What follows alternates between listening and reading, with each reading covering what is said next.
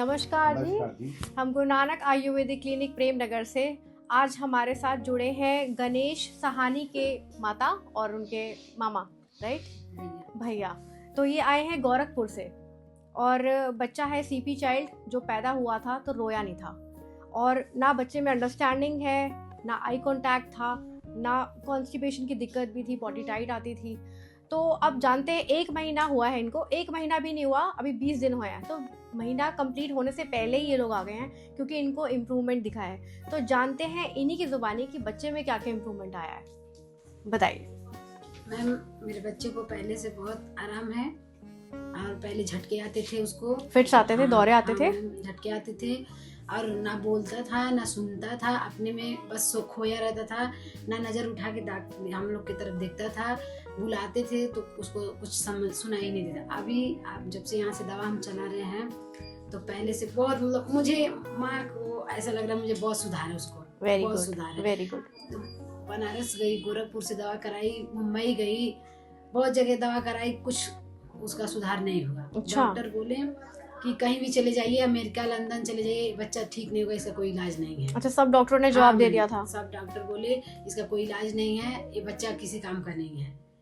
और तो दौरे अब आते हैं उसको, बच्चे को? पहले दौरे रोज डेली आते थे? हाँ सर, बिल्कुल डेली आते थे रोज सर। तो अब कितने दिन हो गए दौरे नहीं आए हैं उसके?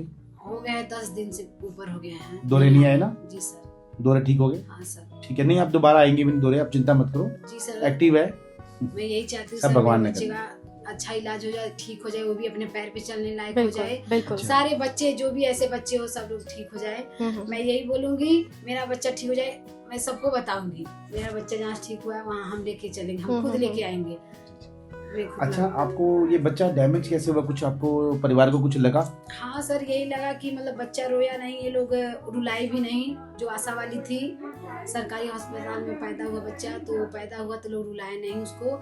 जो आशा वाली थी वो तुरंत उनको लेके मतलब बोली घर चली बच्चे को लेकर। रुलाने के ना ऑक्सीजन देने की कोशिश किए सब, ना कचरा निकालने की कोशिश किए, ना उसको थपकी दिए सब, ना मारे, कुछ नहीं किए। बस तुरंत लपेट के बोले घर चलो। मुझे कुछ होश ही नहीं था, मैं बेहोश हो गई थी। और जैसे मेरे आंखें खुली तो बोले कि अब चलो बच्चा हो गया। मुझे पता भी नहीं चला बच्चा कब बाहर आया। अच्छा। आने के बाद लोग मम्मी बोले हो गया। मैं बोली मम्मी मेरा बच्चा, बोले हाँ हो गया, चलो घर पे चलो। इतना मुझे होश है, एकदम घर पे भेज दिया आपको? हाँ, घर पे तुरंत 5 मिनट के बाद घर भेज दिए सब। जैसे पैदा हुआ 5 मिनट के बाद तुरंत घर भेज दिए। तो कोई वैक्सीनेशन भी लगा था बच्चे को? लगा था, ECG का टीका लगा था। वहीं पर लगाया? हाँ, उसी में लगाया? हाँ सर, वही जो इंजेक्शन जब लगा तभी 2 मिनट के लिए, 2 सेकंड के लिए रोया। उसके पहले ना उसके बाद नहीं रोया। घर पे गया 2 दिन के बाद उसका चेहरा लाल हो गया और झटके आने लगे।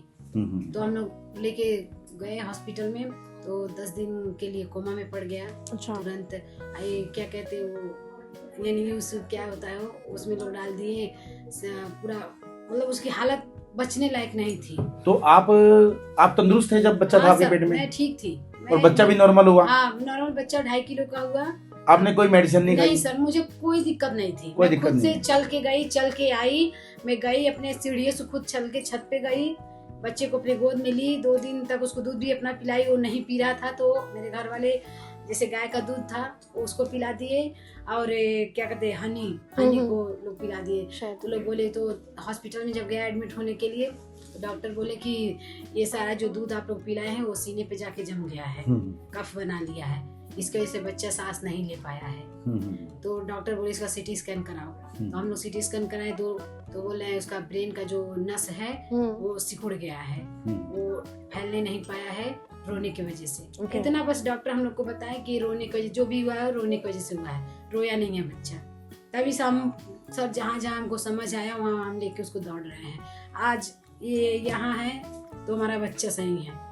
उसके पहले मेरा बच्चा थोड़ा भी नहीं आराम था। हम रोते थे लेके उसको, रोते, ना कुछ खाता था ना पीता था, ना स्माइल तक क्या हम लोग को तक देखता नहीं था, मुड़ के देखता नहीं था। अभी तो हम बहुत खुश हैं, मेरा बच्चा बहुत आराम है पहले से। भगवान करे सबका बच्चा आराम हो जाए। तो आप बता रहे थे अब उसकी उंगलियों में ताकत आ गई? हाँ सर, उंगली ऐसे हम लोग पकड़वा रहे हैं तो पकड़ ले रहा है, छोड़ नहीं रहा है, ग्रिप आ रही है जी। चलो शुक्र। मुट्ठी बना रहा है? जी मैम। और अपने आप खेलता है? हाँ मैम, वो उसको अगर सुला देंगे तो पीठ के बल होना चाहता है कि मैं कब पीठ के बल हो जाऊं, कोशिश करता है लेकिन हो नहीं बॉडी में पाता। हरारत आ हाँ, गई है अब।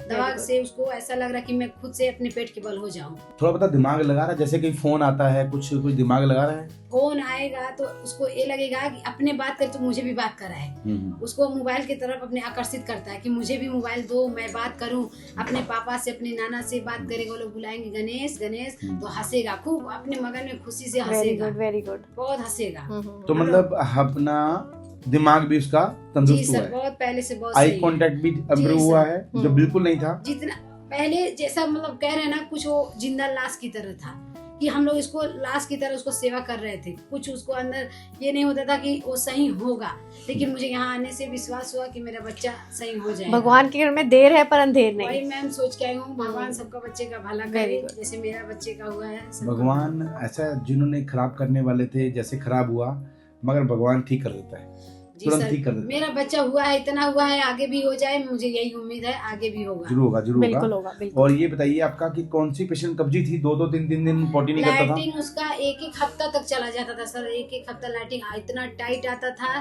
कि खून आ जाता था उसको। अच्छा। अभी भी नहीं आ रहा, अभी आराम से लाइटिंग कर लेता है।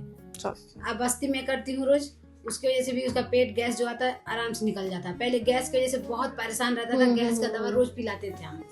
एक दिन भी नहीं था कि गैस का दवा ना उसको हम पिलाएं, फीवर का बुखार का दवा ना पिलाएं, खांसी का ना पिलाएं, बहुत दवा सर, इतना सारा मैं दवा रखी थी उसको।